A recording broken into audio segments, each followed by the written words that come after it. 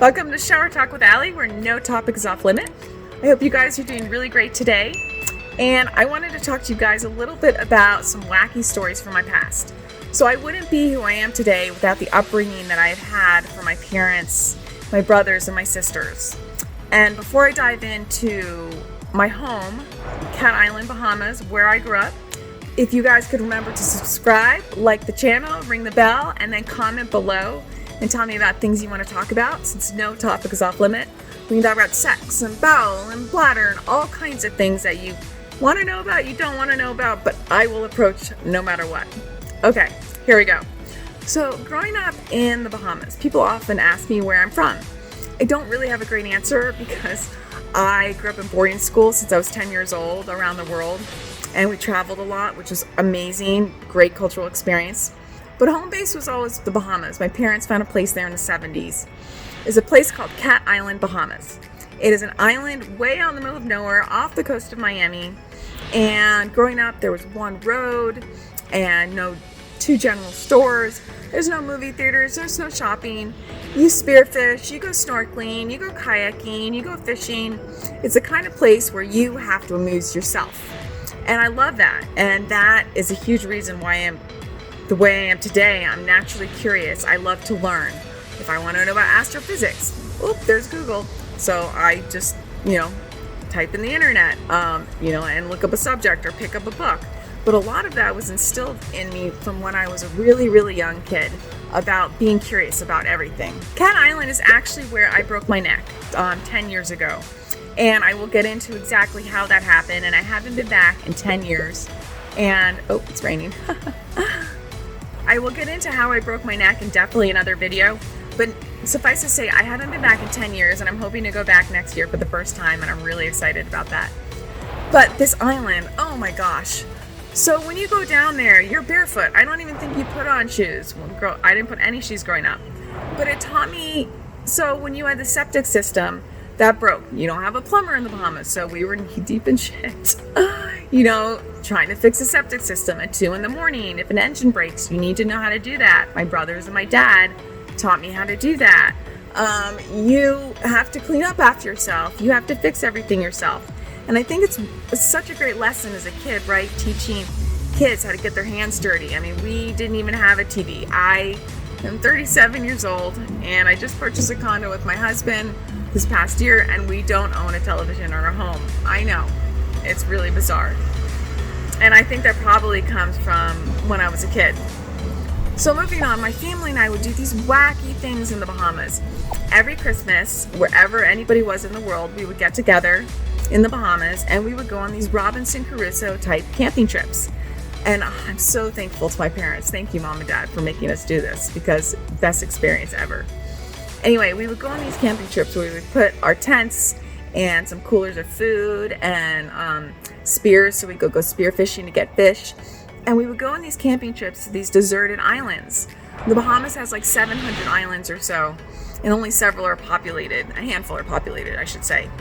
And so we would chart a course, and we would set up camp on these islands where there were iguanas and turtles and just completely nature. And my sister and I had the job of firework bitches because we were the youngest at the time. My brothers would set up camp.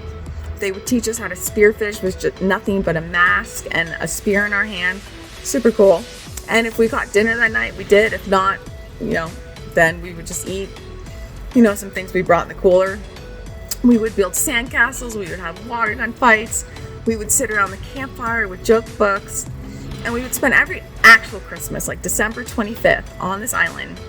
And my mom would bring battery-operated lights and decorate a little pine tree on a deserted island, and she would bring the presents and we would open them. And I did this for about 14 years of my life until my brothers met their now wives and they got married. And it was such an amazing experience, and it taught me to be self-sufficient, make my own fun, be curious about everything, be super kind to people, and work together. And I think that's a big reason of where and why I've come to the point I am today, is because of my family. People ask me how I stay so positive, and I'm so silly and so quirky and a little wacky. And a lot of it is my memories growing up because of my parents and my family. I mean, I am so fortunate to have them in my life. And I really believe in sharing, from my caregivers helping me every day to what my family has done for me my whole life, and sharing these stories. I think we all should. I would love to hear about some of the great wacky stories or great memories you had as a kid that shaped who you are today. I really don't think I would be who I am now, or I should say handled spinal cord injury as gracefully as I have, and all of the things I have been through, because again, I will put a video on this. I spent the first 6 years of my spinal cord injury life in and out of hospitals with pulmonary embolisms, cervical cancer, pressure sores, spinal surgeries. I mean, God, the list just goes on. And I did this all with a little bit of grace, hopefully elegance, a giant sense of dark humor. As you know, I hammer that home. I am a dark humor enthusiast. It's on the title of my channel. But I wouldn't have been able to handle this had I not had my upbringing, I think, and such a supportive family. And even for those that don't have supportive families, it's never too late to get a dark sense of humor. I am always around. I answer all my texts and comments and emails. So if you want a little friend as a dark humor enthusiast, please reach out to me. I really encourage it, because I don't care what situation you're in. I don't care if you're disabled. I don't care if you're having a bad day. We all need support, and sometimes support from a stranger or somebody who's not as close to you is really helpful, I find. I guess that's why they have therapists. I'm probably not certified in therapy, but I'm a great listener. All right, so getting back to the Bahamas. So, pristine water, all these crazy camping trips. I mean, I remember a couple times my sister and I were bored, and I think my parents looked at me and said, well, go spear fish, go jump off a rock, go snorkeling. So that's exactly what we did. And, you can see I've put up a bunch of these pictures in my video of this gorgeous island. I mean, it is near and dear to my heart.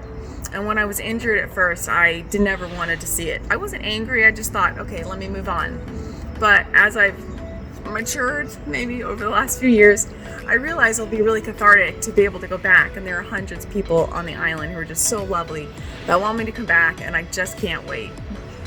There's another story I remember. My sister and I went on a jet ski, and we were messing around, and it was pretty, it was pretty late in the day, and we ran into a fishing net.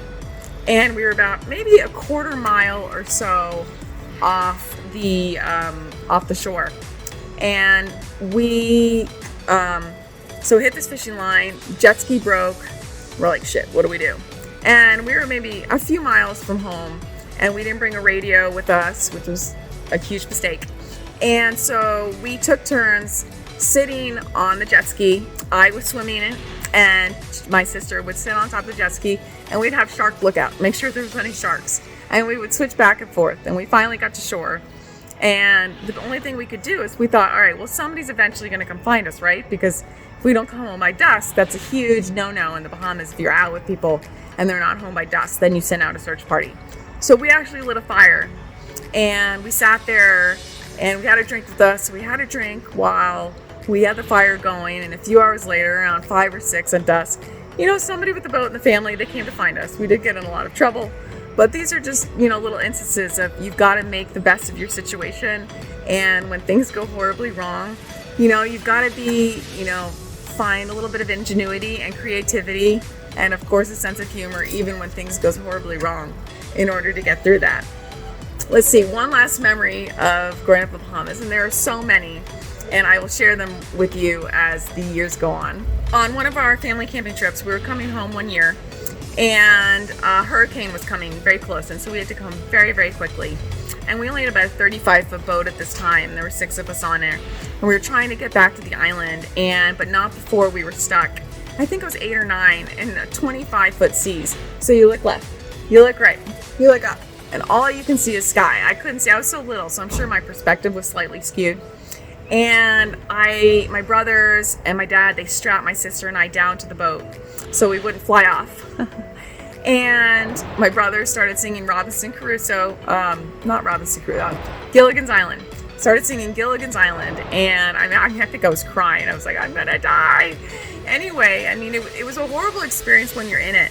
But as a family, we survived it together. We survived, 25-foot seas, and we made it into Marina.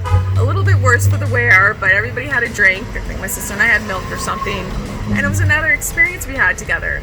So I think tying all of this together with showing you a little bit of my past experience, it all ties into the common theme of experience and doing it for the story and learning whatever happens to you in life, taking some lesson from that and kind of applying it moving forward. Anyway, I tried to do that, and it helps me on a personal level, and I hope it helps some of you guys. All right, with that, I'm going to head out for the day, and if you guys could just like and comment my page again, that would be great, and put in the comments anything you want to talk about, and I will catch you guys on the flip side. Bye.